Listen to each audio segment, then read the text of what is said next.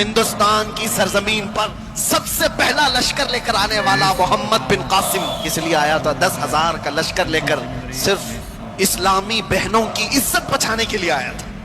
راجہ طاہر سنگھ ایک ظالم بادشاہ تھا، اس کے گنڈوں نے کچھ عورتوں کو قبضہ میں لیا اور ان کا مال لوٹ لیا تھا۔ ان عورتوں نے آواز لگائی تھی کہ ہے کوئی ہمارا بھائی جو ہماری مدد کرے ہندوستان سے۔ تو اس وقت کچھ عرب کے تاجر یہاں پر تجارت کے لیے آئے تھے، انہوں نے یہ معاملہ دیکھا تو واپس جا کر گورنر جو اس وقت تھا حجاج بن یوسف اس کے زمانے میں، وہ لوگ واقعہ سنا رہے تھے، تو اسی واقعہ سنانے کے دوران دربار میں یہ نوجوان محمد بن قاسم جو بھتیجا ہے گورنر کا گزر رہا تھا، سن کر اسے بڑا شاق ہوا۔ پھر اپنے چچا سے کہا چچا جان مجھے اجازت دے، میں ہندوستان جاتا ہوں۔ تجھے دیکھا ہندوستان تقریباً 4,000 کلومیٹر دور، ہند کی وادیاں دیکھا نہیں؟ اس نے کہا اللہ کی مدد آئے گی، میں لشکر لے کر جاؤں گا، اور وہ آیا بھی۔ اور اس کے بعد راجہ طاہر سنگھ کو اس نے مخاطب کر کے کہا تھا محمد عربی کے شیر ہیں اور ہم مقابلے کے لیے آئے ہیں۔ اس کے بعد 3 دن کی لڑائی کے بعد گنڈے بھی راجہ بھی سب تتر بتر ہو گئے۔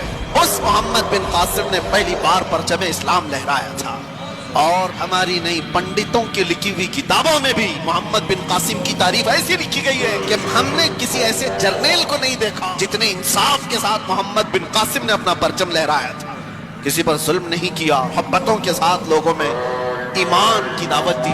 سوچئے آپ محمد بن قاسم جو اپنی بہنوں کی عزت کے لیے، اس کے سگی بہنیں کیا ہیں، دور اتنے دیش دور رہنے والی دائیں مظلومائیں، ان کی مدد کے لیے وہ وہاں سے چل کر آیا، جنگ بھی کیا، بہنوں کو آزاد بھی کرایا، اور ساتھ ہی ایمان کی دولت بھی تقسیم کیا لوگوں میں۔ لیکن اس کا انتقال ہوا تھا محمد بن قاسم کا 21 سال کی عمر تھی۔ پھر آپ نے گریبان میں جھانک کر دیکھو، 21 سے گزرے ہوئے بھی ہم بہت ہیں، 21 سال کی جوانی میں جو اتنا بڑا قدم اٹھا کر آیا، اس کے پاس وقت کی قدر و قیمت۔ یہ وہ لوگ ہیں جنہوں نے دنیا میں تاریخ رقم کر دی۔ 19 سال میں تو جوان یہاں ابھی ایسے لگتے جیسے ابھی دودھ چھوڑا ہوا ہے، اسے کچھ خبر نہیں۔